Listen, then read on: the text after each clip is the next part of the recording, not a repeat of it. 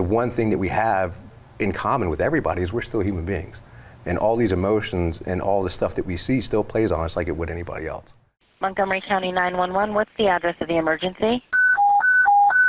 Will, we're excited about you being here today. I've known you for a while because you were originally a Silver Spring guy, right? Yes, sir. Worked downtown George sector. Midnights, right? A lot of fun. How long have you been on the department now? 12 years. 12 years. And I will say thank you for your service. You are a Marine. Yes, Chief. I'm just going to say you're a Marine, right? Once a Marine, always a Marine. Yes, Once Chief. a Marine, yes. Always a Marine. So we're lucky to have you here, and I've had a great time getting to know you both from patrol, but also what you do at our academies, and our instructors are just top-notch, fantastic. And but when you started there, I loved a lot of the things that you were bringing to instruction for our folks. But you have taken it upon yourself and gone into a realm that we haven't really dealt with before in law enforcement. We on occasion we've dealt with it. There's been some great people in our history. Corporal Frank McAtee's retired, used to deal with this stuff. But I was telling Cassandra as we were getting ready and wanted to do this about some of the things you've been doing. And I know she's got tons of questions, but thank you again for talking to us today. Thank you, Chief. Appreciate it. Yeah, I'm definitely excited that you're here. So why don't we just jump right into it? So can you tell us a little bit about the mental health program that you're running at our academy? Yes, ma'am. So what we're doing now at the academy is, again, like the Chief said, kind of delving into uncharted waters. Yeah. But we're mainly talking about resiliency, kind of some of those warning signs that look for when the stress and the trauma actually get to an officer, and the compassion fatigue that we talk about. Just a lot of stuff that officers are kind of unaware of. They know it's there in the back of their mind, but they're not really cognizant of it. So kind of bringing it to light and then giving them strategies and whatnot to kind of help them kind of deal with it. Now, so when I was in your class, compassion fatigue, it hit me really hard. Just really talking about that and understanding. So can you explain to our viewers what compassion fatigue is? So compassion fatigue really came out of the medical field. It was nurses noticing that dealing with their patients on a constant basis and not having an outlet or something to that effect. Yeah. The compassion that they initially had when they joined that profession kind of starts to dwindle, right? There's a tank, right? And it starts to empty, especially if you don't know how to fill it back. They started noticing that it's not the only profession that kind of deals with it, right? Yeah. Therapists, firefighters, and police as well. Everybody joins this profession to help others, right? Serve. But dealing with everybody else's trauma and seeing the worst of the worst. But also, again, that dichotomy, the best of the best in people, but a lot of the bad kind of takes a toll on you. Yeah. And once that tank is kind of drained, you don't really have that compassion that you used to, and it shows out on the street as well, and how you kind of deal with folks. So drawing attention to what compassion fatigue is and reminding officers how to kind of deal with it and to fill that tank back up is very crucial. And I think a lot of people had taken away like compassion fatigue. I've never heard of that, right? Yeah. But now that they're cognizant of it, they know how to kind of remedy it. So and one of the things, and I've seen a number of things through the years, but actually some of the work that you've done is the first time I've seen it quantified. Like Gil Martin talks about it, us being on a roller coaster, all right, right? 1 minute we're taking a report for someone who lost their identification. The next minute we're driving lights and sirens to a domestic violence call where someone's beating on someone, right? So we're on this roller coaster, but in going to your class, there's some quantification of like how much trauma police officers actually see. It's pretty extraordinary. Like, what are the numbers? So the numbers are, and there's multiple peer-reviewed studies out there, but an officer can see within a 20-year time span, their 20-year career, about 900 incidents, to where normally a regular person, a civilian, may only see 2 in their lifetime. So that drastic 900 versus 2. And what struck me about that is it's not us making up what the 900 incidents are defined as. There's a definition for them that's comes from the medical field. Yes. Right? Now, don't give me a quiz on the class now. I remember most things, but it was a medical definition that just basically outlined the things that fall under that. What are some of the things that fall under that definition of the trauma that officers see? It's anything from domestic violence, as you pointed out, to severe car accidents, to you name it. Everything, and it is defined, DSM-5 that we're in now defines trauma as well. But with the medical field, the way that they define trauma, it's something very drastic, right? It's not just, you failed a test or something to the effect like you're upset about it. It's something that really plays on your mind, that actually affects you deeply. And those 900 events, I mean, we live with, and a lot, not saying that this is groundbreaking, but a lot of times in this profession it hasn't been talked about, and just how much it can just basically compile and put you down into a ditch. So it's pretty much a majority of what we see is Right. some type of traumatic event. Right? So what exactly inspired you to take such a strong look at this mental health or create this mental health program? Personal experience Okay. and living through it. My previous life, as Chief pointed out, as a Marine infantryman, saw a lot of that in my previous life. Yeah. And dealing with guys that were under me, dealing with PTSD and depression and all that from what they saw overseas. And then in this job, 4 weeks out of the academy, I was still in FTO. I got into an ambush shooting where a guy tried to kill me in my FTO from about 5 feet away. And the trauma that kind of came out of that, nightmares, trying to not feel like I'm going to be ambushed at every turn when I'm on duty or even at home, really played on me, right? And being a bookworm like I am, I started really delving into it when I started feeling like something's wrong. I felt like I was broken at that point. Like, I can't live like this. It's literally breaking me up. So I, like I always do, dived into my books and realized that a lot of the stuff that I was going through was really normal. It's just that it was never quantified, as the chief said, and it was never really told. Not saying that we dropped the ball in this profession, but it was never talked about in the Marine Corps, really wasn't talked about here in law enforcement. And then when I realized, it was kind of like an aha moment. Yeah. And I wanted to bring that to others and other officers, saying that, no, you're not broken. You're a human being, right? Even though we have a badge, even though we're going out and dealing with all these traumatic experiences, the one thing that we have in common with everybody is we're still human beings. And all these emotions and all the stuff that we see still plays on us like it would anybody else. So realizing that we are human, and I want to send that message as well to the officers that are here. Yeah, it's incredible. I'm so thankful that you're doing this program. You said that you saw what it was doing when you were taking it home with you. And I think that's an important thing for us as officers to realize, is that this job often is carried home with us, right? We just can't turn off that switch. We have to realize that we're carrying it home, and we have to also understand how we can deal with it. So incredible. So what do you think your program, or how have you designed your program to really not only help officers, but what can we offer to our community as well? So ultimately, the way that we interact with the community is really defined by our internal mechanisms, right? And our emotions and our mental state, right? And I equate it to a story that I tell my kids. I grew up in Arizona, a big ranch, right? I'm a country boy. Recently, this past year, I went to go get my old 2005 rusted out, ranch truck, and brought it back, and all dented up, right? All a bunch of rust. My kids think it's an eyesore. Like, they can't stand it being parked out in front of my house, right? So every day they ask me, are you gonna get that thing painted? Like, you're gonna, bust the dents out, do something, right? And I try to tell them, this thing's got 268,000 miles on it, right? We have to get the engine right first. It's the same thing with police officers, right? That engine is what makes us run.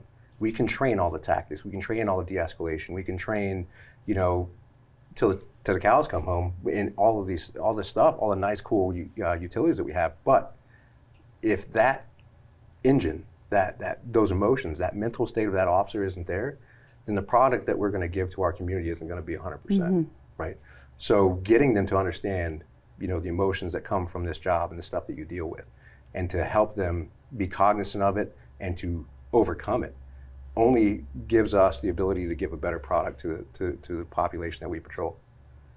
I think one of the best parts of what you're doing is that it's an officer. Everyone knows you, right? And to hear you teach them, and again, we're lucky at the academy. You get to touch. Everyone has to go through in-service training, So they get this training every year. So they get to see someone. It's one thing to see maybe a cop from across the country that is coming in, but it's a whole nother thing when someone one of us, MCP, is willing to step out there and talk about these things. And we've had some very candid discussions, and you've left it all out on the field when you do your training. And I think that's one of the big takeaways for me, is what's I think is cracking the wall, I guess, of the stigma, because there's a lot of stigmatism. I mean, as a Marine, mm-hmm. I knew an Army, and then I came on a lot longer ago than you two came on. We didn't talk about this stuff. We didn't talk about feelings. We didn't talk about the fact that, we just saw, my in FTO, one of my first most traumatic experiences, a father had nearly killed his little 7-year-old daughter and hung himself in a closet. Mm-hmm. That's what I saw in the first month of my work. And then look at us, we're crazy and keep doing this work, right? Mm-hmm. You had someone try and shoot you from 5 feet, but yet we're still in the game, we're still doing what we wanted to do, which is serve the public. Mm-hmm. So I think that aspect of it, hearing people so close to us talk about it, is making a huge impact. Have you found and you don't, please, no names or anything, have you found people come up to you after the class and say, oh my gosh? Every time. Yeah. Right? Every time. And that's where the deepest discussions are, is when people build up that courage, officers build up that courage to come after class and be like, I thought it was just me. I thought it was just me that was feeling that. Right. And hit on the piece about vulnerability, right?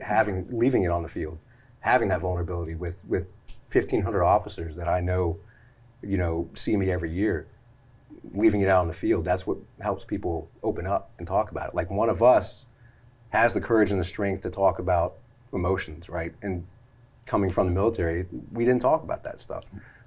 It was just pick up your pack, pick up your rifle, and move. That's it. The military really realized about a decade ago that that's not helping at all, and making it worse with the veteran population and even with active duty. And we're starting to slowly kind of come around to it in this profession, but we don't have the budget that the Department of Defense does. But we're starting to realize that we do carry this baggage around, and to be vulnerable with other officers is what really helps. And I'm glad you clarified that, because it is interesting to see how the military can learn and lead the way, and they have done that. Mm-hmm. They have done that you and I are a little older, but as of recently, and we're taking a lot of the studying that they're doing when you talk about building resiliency. Mm-hmm. Right, to these different things that we see, and recognizing the impacts, and it's so far reaching, because unfortunately we do know the statistics nationally about officer suicide, right? Yeah. It's terrible that there's a number of reasons why officer suicides are so high.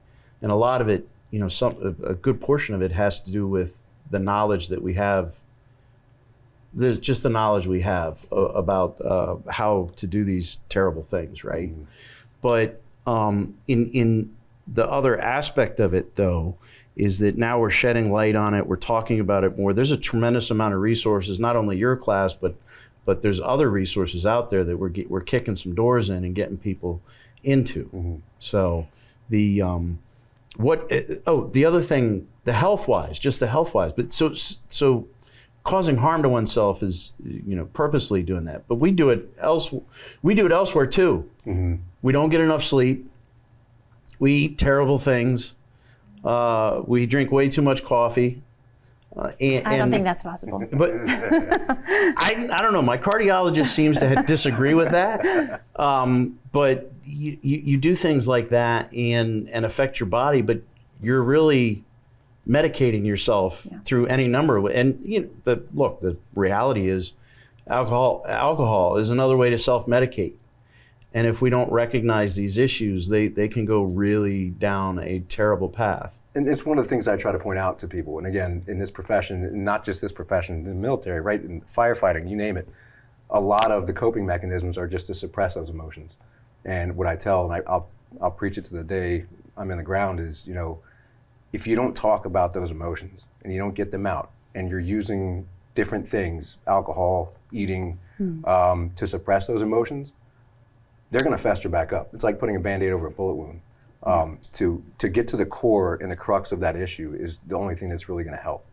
And to your point, Chief, a lot of that has to do with the eating bad and stuff with shift work, right? Right. But drawing, and again, what I say in my first class is, your mental health is really the foundation of everything. If your mental health is not there, if the foundation is built on cruddy ground, sand or something like that, everything that flows from that, whether it be nutrition, whether it be financial health, right? All that stuff flows from your mental health. And if you're not cognizant of your mental health, all that stuff is going to go by the wayside. So shifting that paradigm with mental health is starting to shift, and I'm seeing it, tenfold, is starting to shift people's nutrition, right? They get their mental health set, now they're like, oh, now I want to get back and focus on my nutrition, focus on my health. And then, oh, now I'm going to start focusing more on my financial health. So it all flows from it. Yeah, so I think it's really, for me, getting into that class and seeing your vulnerability encouraged and inspired myself, and I know some of my partners, to have that vulnerability to talk with each other, right? And like you say, it flows into it. When you start getting one aspect of your life in line, then everything else, you want to get that in line as well. So I know that we have to wrap up, but I just have a few more questions quickly. So what would you say to somebody who is dealing with a mental health crisis right now? So again, you're going to find strength in the people that love you and they're invested in you, right? And that vulnerability piece, and I know we've harped on it quite a bit here, but it's super crucial. But it's the hardest aspect for people to open up to somebody, even people that they work with, right? That they trust their lives with. It's tough, but those people are there to help you. And it does take a village, right? And having that army and knowing that they have your back. And the way to only get that help, right? In the military, we call it QRF, Quick Reaction Force, right? The only way to get those people there is to be vulnerable. And then send up that flare and back, listen, this last call or these last few months, I don't feel it, right? I don't feel my normal self. It's really affecting me. And being able to take that step and have that courage to talk and ask for help. And then the resources, they flow from it. Whether it be through friends and family or loved ones, right? Or maybe there's a next level, right? Trying to break that stigma and talking to the medical professional field, right? In therapy, right? A lot of people in this profession, me included, when I initially started going through this, I didn't want to talk to somebody that's never chewed the same dirt that I did. But when you're down in that hole and nothing else seems to be working and you finally just take that leap of faith, they'll make you see a completely different aspect of what you're going through and give you different perspectives. And it's really eye-opening. Yeah, now are there any risks or signs that we should look at with our loved ones or our friends that should really concern us in terms of suicide or suicide ideation? There's multiple. The big ones are, the one question, and it's really hard to ask, is if they really are feeling like they want to hurt themselves, right? Or if they have a plan. The plan is a huge, huge red flag. And a lot of people say, well, I don't want to talk about suicide because it may, push this person to actually commit the act. And that's not, it's a fallacy. That's not true. If they're already feeling it, you're not going to implant that thought in their head. And if they really are at that point to where they have no other outlet and they're at, they can't do anything else, right? They're going to come out and say, yeah, you know what, I have thought about it and I do have a plan. And that's where we, as either officers or family members or loved ones, you need to be glued to that person at that point and now go get them help because now you're their advocate, right? And just watch for a sign like that, planning. Getting things in order, like their financial stuff in order, maybe even writing down passwords for a loved one, right? Because at that point, they don't want to be a burden to their family, right? They feel like they're a burden, whether choices that they have made in life or maybe an ailment or something like that, and they don't want to burden the rest of their family. So now they're getting everything in order. So that's kind of stuff to watch for. And it's never going to be black and white because you're dealing with a human being, right? We were talking about it earlier. Maybe all of a sudden, they come in, that they've had a change in mood. They've been really depressed for weeks on end or something like that. Just can't get out of that funk. And the next day, all of a sudden, they're super happy, right? A lot of people that haven't dealt with this, they're like, oh, now they're better, right?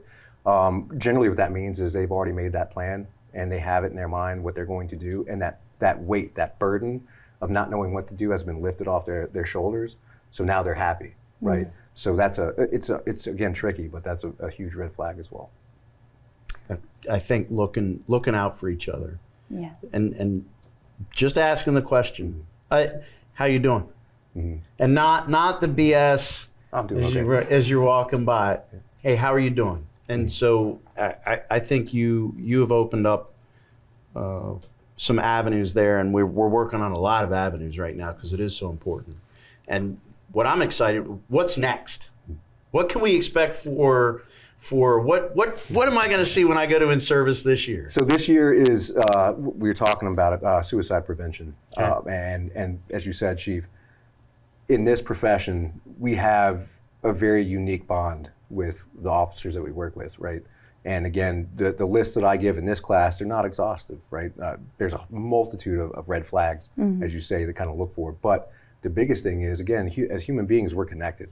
And what I try to tell people that are going through this class this year is if you feel it, if you feel something is off, you need to say something. Say something to that person. Just get that conversation going. Great. And then figuring out where you're going from there. But Okay. and then after this year, I don't know. The sky's the limit. I'm gonna keep on rolling with it. Well, you have my permission. Figure out whatever you want to figure out because you've done an outstanding job, and we're proud of you and thankful for what you're doing. Yeah. Thank you, Chief. Absolutely. Well, thank you very much for being here with us today. I think it's important to know that it's okay to not be okay. 100%. You know, and to reach out to those people who are around you.